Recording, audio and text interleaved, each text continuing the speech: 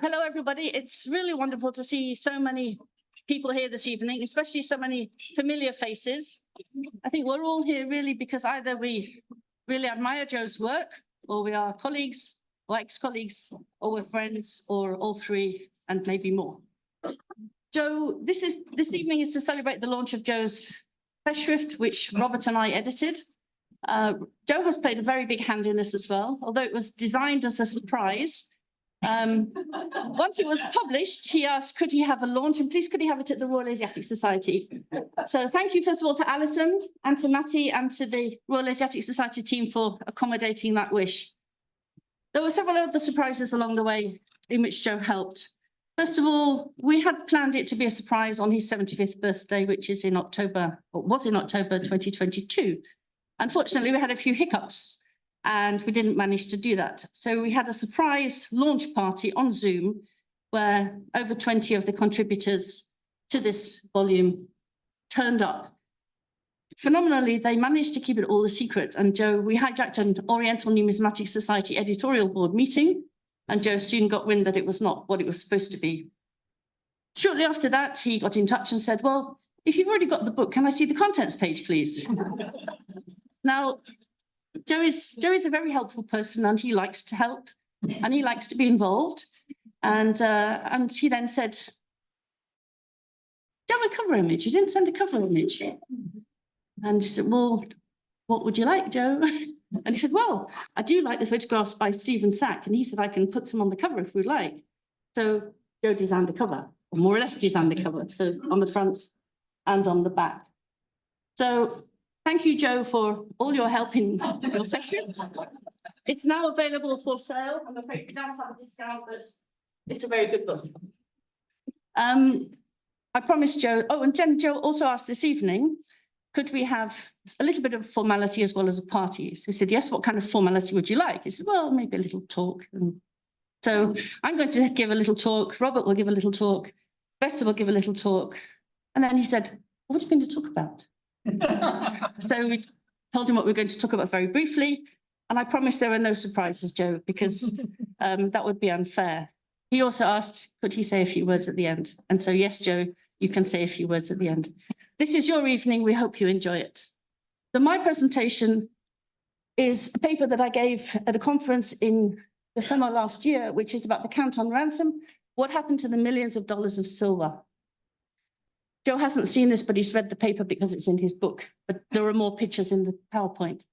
So during the First Anglo-Chinese War, also known as the First Opium War, 1839 to 42, two major events resulted in significant quantities of silver being demanded by the British from China. There are two names here, the Canton ransom, which demanded $6 million of silver, and the Chinese indemnity, $21 million of silver. I'm going to talk about the first one only. So according to the terms of the agreement set forth by Charles Elliot in May 1841, $6 million in silver were to be paid within the week, $1 million to be paid before sunset on the 27th of May, 1841, the entirety to be paid within 7 days. Non-payment would raise that amount to $7 million after 7 days, $8 million after 14 days, and $9 million after 20 days. $6 million were paid within the week, $4 million in Saisi, the silver ingots, were paid by the authorities in Canton on the 29th of May, and the remaining $2 million were paid by the Hong merchants. Pochoir, the richest man in the world at the time, paid $820,000, which was individually the highest amount paid for the Chinese ransom. Now, the silver was mostly in the form of silver ingots, also known as Saisi. You happen to notice the book on the left, Catalogue of Saisi in the British Museum, Chinese silver currency ingots, circa 1750 to 1933, written by Joe Cribb, which I had the pleasure in my first weeks at the British Museum cutting and pasting the pictures into that and doing a few corrections. No, that's what you go to university for, isn't it? Cutting and pasting. And this was the first, I believe this was the first illustrated catalogue of Saisi anywhere in the world, shortly followed by ones from China. Now, take a look at the ingots from Canton, just on the right there, because this shape will turn up again. Chinese Saisi are all kinds of different shapes made of silver, and you can tell by the inscriptions, you can tell by the form, the shape, where they come from, and sometimes what they've been used for. Joe is an expert on this, much more of an expert than I am. $4 million in silver, that's about 100 tons, were loaded onto the HMS Modeste on the 29th of May, 1841, for onward shipping. Now, there's a rather boring model of this in the National Maritime Museum in Greenwich. I don't know if they have any further documents or anything else, but it'd be interesting to know what it really looked like. And the silver ingots were probably packed in wooden cases with lids like these. These were used in 1843 for the indemnity. These are in the British Museum, and I have to thank Shushma here for showing me them, or at least allowing me access to the drawers. And I opened them out and went, oh my goodness, what are these? There are inscriptions on these, and one of them says, one of the wooden trunks which contained the ransom silver paid by the Chinese, 1843, presented by Sir Everard Home, second baronet of the Royal Navy. Now, these were on display in the British Museum in the 1870s, I guess, unfortunately, as booty. Several later accounts indicate that it was normal in banks to pack 60 50-tile ingots, that's larger ingots, in a box. That would be approximately 110 kilos. And it's quite convenient that boxes containing silver ingots were easily recognizable and heavy, which made it quite difficult to steal them. Now, the HMS Calliope carried $2 million to Calcutta, where it could be melted down at the Calcutta Mint and made into rupees within 2 months, and probably shipped back to China. There was an attempted theft at Calcutta, a rather mangled affair, I think about 10 o'clock in the evening by 2 drunken British people. $1 million in Saisi, that's ingots, and 500,000 Spanish dollars in coin to Britain. And the rest was invested in Navy and Treasury bills. It's a very long way to send all of that silver by sea to Britain. So there were a lot of complaints in the press and in government as to why it was done. So that's another story to look into. The HMS Conway arrived in Portsmouth on the 1st of January, 1842, and the silver was sent by rail to London and arrived by horse and cart at the Royal Mint in London on the 10th of January, 1842. This is a later picture from the indemnity.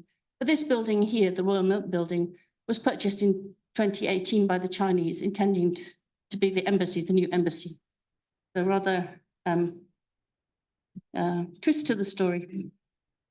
The silver was melted down, but Chinese silver ingots were known to carry small amounts of gold, and Gilbert Matheson at the Royal Mint was allowed to experiment as some gold was extracted from the silver using the sulfuric acid process established in France in 1802. It says this gold discovered in Saisi silver, the prize of British arms in China, was extracted at HM Mint, March 1842. So you can see it's very small. It's only about this size. I know of about 3 pieces that exist. Joe probably knows about 7. No? And perhaps the only person to see the ingots that arrived at the British Mint and to have looked at them in any material object form and their inscriptions was Samuel Birch, the famous Egyptologist at the British Museum. He saw a total, or he recorded a total of 40 ingots. They're mostly land tax ingots. They're quite difficult to decipher, but once deciphered, you can see that the dates on the ingots will go from 1793 to 1839, which suggests that he could have been looking at the Canton Ransom Saisi, the earlier batch. And indeed, it seems likely that they were from the Canton Ransom, because the military annual for 1844 recorded that the silver from the next shipment of Chinese silver to London, which was the first from the indemnity, the second batch, were in a very dirty condition and will be melted down in the crucibles prepared for the purpose and sold without delay. The last consignment of Saisi silver from China, the ransom for Canton, was refined, but the process was so expensive to the government that it will not be repeated and the silver will simply be melted and sold to the refiners. There is only one image of a silver ingot that might possibly be from the Canton Ransom, and this appeared in the Illustrated London News on the 8th of March, 1845, in a 2-page article about the Bullion Office at the Bank of England. You can see it there at the top. It's a 10-ounce ingot made for use in Guangdong, Canton, and it's dated March to April 1840. And this is the ingot. It's in the collection of the Duke of Northumberland at Alnwick Castle, famous for Harry Potter and other things. And it's possibly the only surviving silver ingot of the Canton Ransom.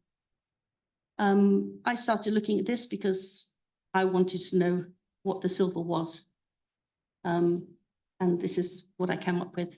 So Joe, thank you very much for being a great colleague and a great friend. And I'll now hand over to Robert.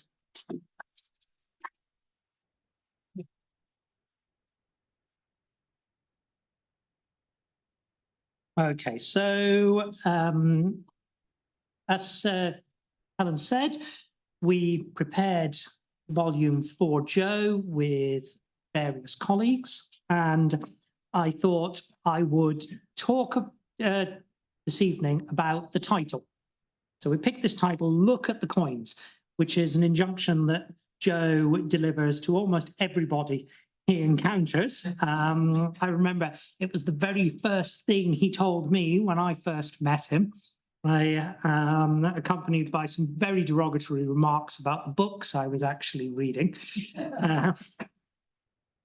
And at first glance, this might give the impression that Joe is a very dogmatic empiricist, that you let the sources speak for themselves. In fact, I recall being in Vienna on one occasion when Joe and Michael Alram hogged the stage with a long mutual diatribe between them about how numismatists are the ones you should trust because they look at real old objects, not like texts, which are just copies of copies of copies. Right? But I think it is a little more complicated than that. And I think it's interesting to talk about the influence that Joe has had on numismatic method. For those people who don't know, the Royal Numismatic Society has a tradition in which the president of the gives an annual address to the society and is then allowed to publish a paper based on that annual address. Until 2009, the president of the society was allowed to publish any paper in any format with no restrictions in the journal as they pleased. That was the year in which Joe had the opportunity to publish the last of his presidential addresses. After he'd done so, the two editors demanded to the council that if they were ever asked to produce something of that length again, they would both quit. And the council decided that editors were harder to come by than presidents. So since that date, there's been a word limit on the publication. Joe's 4 presidential addresses, as they were published, are collectively referred to as money as metaphor. And the first one begins with a quote that starts, "There is nothing that does not happen with metaphor and by nothing that does not happen without metaphor and by metaphor. Any statement concerning anything that happens, in metaphor included, will be produced not without metaphor." It's a statement from a French philosopher, and it's followed shortly by discussion of Hayden White's Meta-History, a book in which Hayden White argued that historians don't really do anything with evidence. They just have literary tropes in their head and translate these onto paper. The whole series is, in fact, an engagement by Joe with the idea of the linguistic turn, postmodernism. And it's the lengthiest and most detailed application of, in fact, it's probably the only application of that to numismatics in the last 20 years. And I think it's interesting precisely because the president gets to write whatever they want. So Joe, who constantly admonishes people to look at the coins and has enormous fun at events pretending not to know what technical terms mean. The most recent one I had was he insisted on having somebody explain what emic and etic meant at an event on the, and then was like, well, why didn't you just say outsider and insider? Given the opportunity to write whatever he wanted, Joe wrote something on French philosophy. And I thought it was an interesting... Oh, is everything okay there? Yeah. Yes. I thought it would be interesting to ask how we reconcile that. Joe's admonition to look at the coins with Joe's very real interest in theory and methodology. In that in those papers, Joe turns his attention to the origin of coinage. And he produces an explanation that is unlike those that existed at the time in the numismatic literature, because he does something that nobody else does. He looks at both the origin of coinage in China and the origin of coinage in Lydia. And he develops a theory that it might be to do with the way treasuries operated. And he describes this by saying that the existing conceptions use as their metaphor that coinage is expenditure, that you think of coinage in terms of its ability to purchase things, but that you can conceive differently and you can make sense of what the Chinese and the Lydian coinages, initial coinages, have in common, right? Which, as Joe points out, is though the coins are homogeneous in their general form, type of metal, the size and the weight, they are distinctively varied in the designs that are added during production. And he says that if you think of them as coinage as income, if your metaphor is income rather than expenditure, you can make sense of these coins as being marked by the mint, well, the treasury, for its own purposes. And only subsequently do those marks become important to other people. And I think the point that Joe develops there is, if you were purely an empiricist and you looked at the early coinage, all you would end up with is a list. You'd end up with a catalogue of what all the coins looked like. If you were purely a theorist, as many of the economists who've tried to look at this stuff are, you'd end up with a mathematical model, but you wouldn't actually know anything about what happened. Right? And it's only by doing both things, by both looking at the coins, but also being aware and thinking about how it is that you look at things, that you actually come to new ideas. And I think that's easiest to see in that money as metaphor paper, because though in every section of it, Joe begins with a particular type of metaphor and a theoretical approach, he then immediately turns to how do you apply these things to actual objects? What questions do you ask of objects because you have this theory? Once you have those answers, the conclusion Joe comes to is that raises new questions you can ask to the objects again. And this is a pattern that you see in many of Joe's contributions. So the other really big contribution that Joe has made conceptually, which feels like a theoretical one, is the difference between a coin gallery and a money gallery. You know, it's a very simple thing. A coin gallery is a whole load of coins, right, organized by typology. Right? If you want to know what one looked like in the 19th century, go to Vienna, where they still have one. But a money gallery is something else entirely. It's something which engages with what it is the coin represents, right? What it is the coin is a metaphor for. However, while that's an important theoretical twist on how you look at the gallery and the space, of course, it doesn't actually get you a gallery. You still have to write all of the labels and sort all of the objects and do all of the hard work involved in putting one together, which, of course, Joe did. The gallery that sits in the British Museum today isn't the money gallery that Joe developed, but it is absolutely centrally dependent on Joe's insights.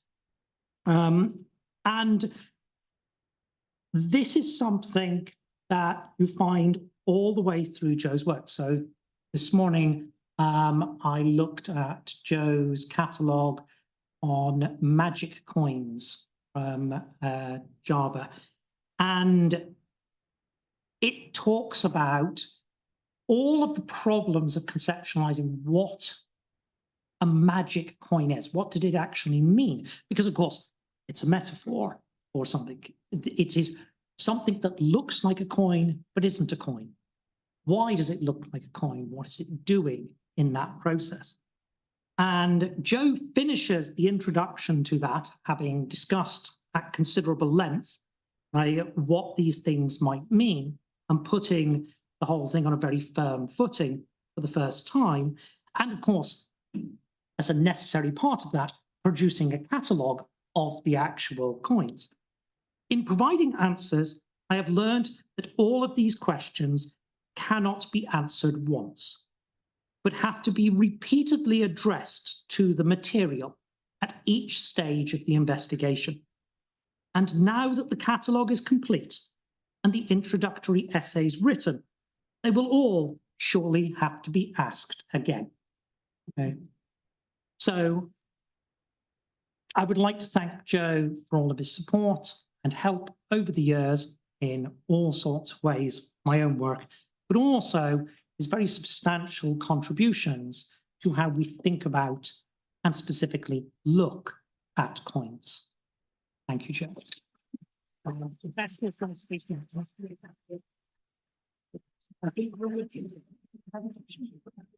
Thank you. Switch to your okay.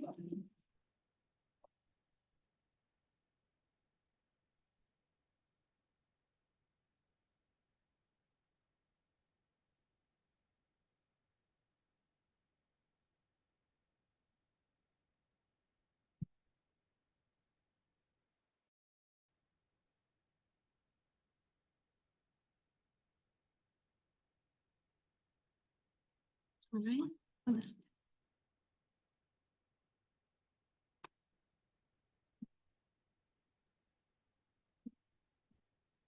Thank you very much. Thank you, Robert. Thank you, Helen.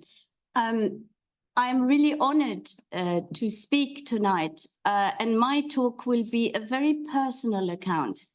It made me, when I was asked by Helen to talk about a theme tonight, I just reflected and I thought I can't compete with Helen and I can't compete with Robert. I'm going to go on a personal journey and talk about how I met Joe and what I learned from Joe. And it was actually quite interesting because I met Joe through Andrew Burnett at a party at given by the then director Robert Anderson, and I was introduced to Andrew, and he said, "What are you doing?" And I said, "Well, you wouldn't be interested. You wouldn't know. I think when one is young, one is very naive and sometimes arrogant." I said, "Oh, I work on the Parthians. You wouldn't know about them." And he said, "Actually, I do. I work on the Romans." So that was quite a lesson to learn. And he said, "Why don't you come to the coin department and meet my colleague, Joe Cribb?" And that's how I really started. And Joe made me look at coins again and again. And everything that I learned was through looking at coins. I was interested at the time in the furniture in the Achaemenid Persian period and Parthian to Sasanian periods. And I was using David Selwood's invaluable book on an introduction on Parthian coins. So Joe said, "Well, you really need to look at the coins, not the drawings in David Selwood's very important book." So I came to the museum, to the coin department, and Janet actually was very helpful to me at the time. And I did start to look at coins, and I found a lot of information that I hadn't noticed really on the drawings that appeared in Selwood's book and also in other publications. I managed to publish an article on Parthian and Sasanian thrones, as you see here at the bottom, a very interesting throne of Mithridates II. And I came across many details.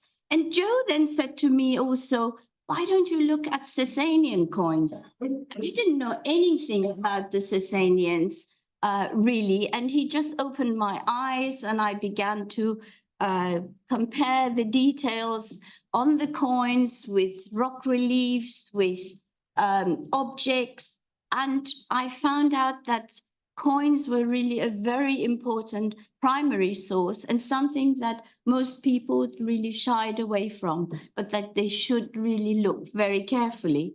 And then when it came to details, like, for example, when I was studying the large bronze Shami statue now in the National Museum of Iran, and I looked at the coins of Phraates IV of the middle of the 1st century BC, I really discovered details that you found on the statue, on the coins. And this was all through Joe's again and again encouragement. Look at the coins, look at details, and you'll find out much more.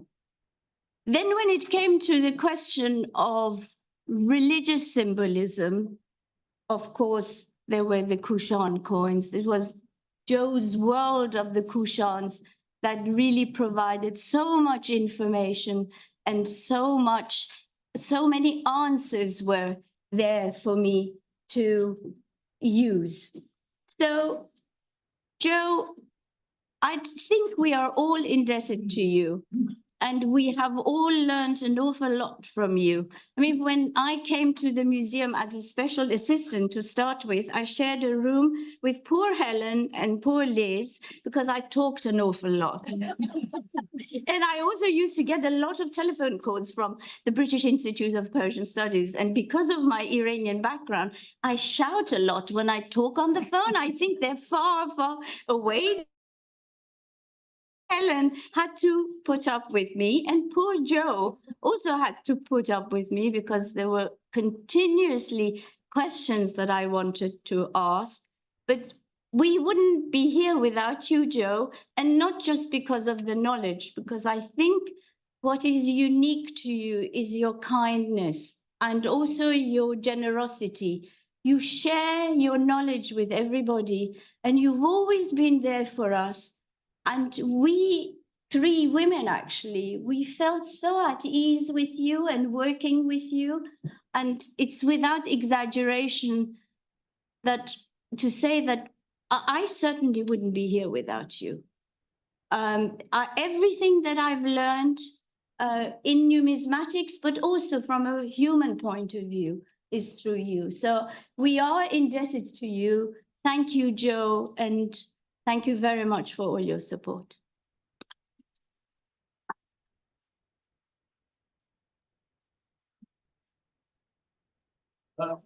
My turn to say thank you. No jokes. No. Sorry. Oh yes, are we online? We are online. Jolly good. I'm being recorded for process. Excellent. I hope that I managed to control my emotions, because so many friends are here, and members of my lovely family, my lovely partner, Linda, and just, you know, when I first came in here and there were people here, it really choked me to be among so many friends, and I hope I can stay on top. Really, you've seen 3 of the people I worked with, and Liz is here as well, and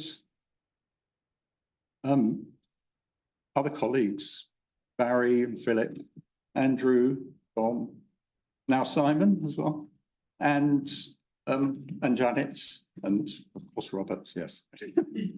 And doing coins, you can't do coins on your own. You know, every time I give a lecture now, I say numismatics is a collaborative project, and I can't do it by myself. And you know, so there are so many people to thank, and you know, I worked in a team. Sorry, I forgot Paramdeep as well. And Amelia. Yeah. So many colleagues, but also such good friends as well. But Liz and Bester and Helen and Robert and I worked as a team, and we learned from each other. You know, as you said, as they've said, I sort of prompted them into doing what I was doing as well. But in doing so, I learned so much from them. You know, every one of them opened my eyes to so many things. And there is, sorry, I'm wandering away from the screen.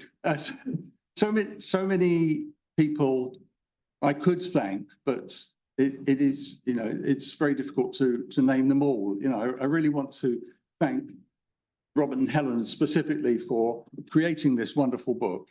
I'm absolutely delighted by it. And it looks so beautiful. It's got such a lovely picture on the front. And my sneaky friend Stephen put a load of my poetry at the back as well, which was very cheeky of him. And I can't thank everybody. The people who I'm not mentioning specifically know how much I appreciate their friendship and their collaboration. And for those who've contributed to the volume, I thank them for giving me this honour. And working in that team of Asian curators in the British Museum was just such a pleasure for me. Every day I learned something new from my colleagues, and it's been a great career. I mean, it's now 14 years ago that I started with them, and I still am working on coins every day, looking at coins.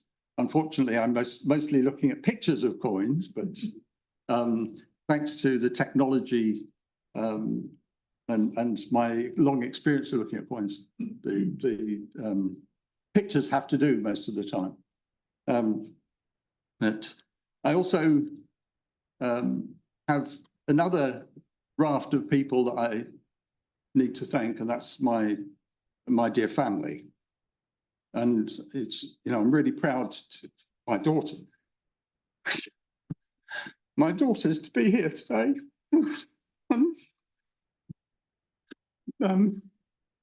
My sons wanted to come as well, but they live in Scotland, and it's more difficult for them to get here. But I know how much I owe to them, and also to their mother, Margaret.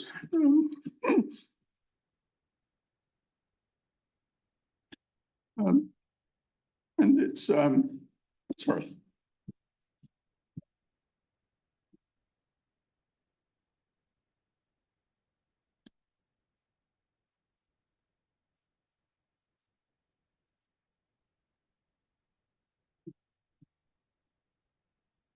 Sorry about it's to be honoured in this way is such a pleasure for me, and such an overwhelming emotional pleasure for me. And my late wife, my lovely children, my grandchildren, all mean so much to me. And along with my friends and my colleagues, I'm a very rich man who have so much in my life. And I'm going again. And lastly, my lovely partner, Linda, who keeps me going and means so much to me, and keeps me working every day, because she's busy doing her art, and I have to fill my time by working. And I'm still looking at coins, and it's a pleasure. I also wanted to mention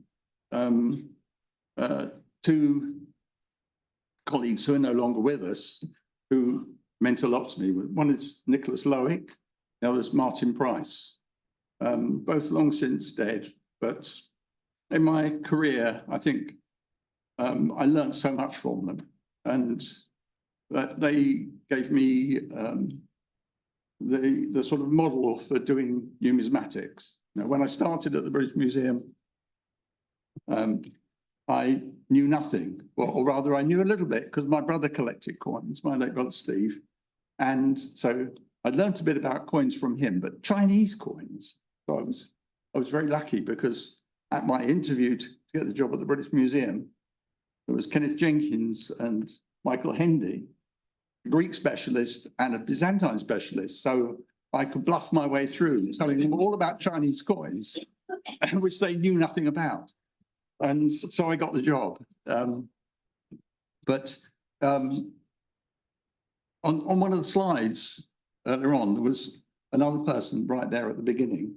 My brother started collecting Chinese coins because Michael Michener introduced him to Chinese coins. My brother wanted to collect coins, started collecting Roman coins, too expensive, English coins, too expensive. And so Michael Michener said to him, "Why don't you collect Chinese coins?" So I also owe a debt to Michael Michener. He was on one of the pictures at the beginning. So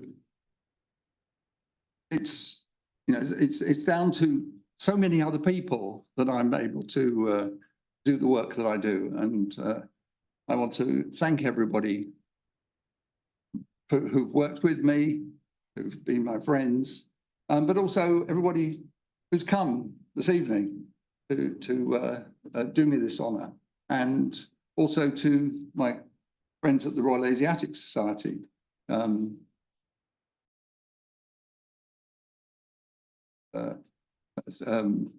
And thanks to Helen and Robert for organising the session. And I think I've said enough. Thank you, thank you, thank you.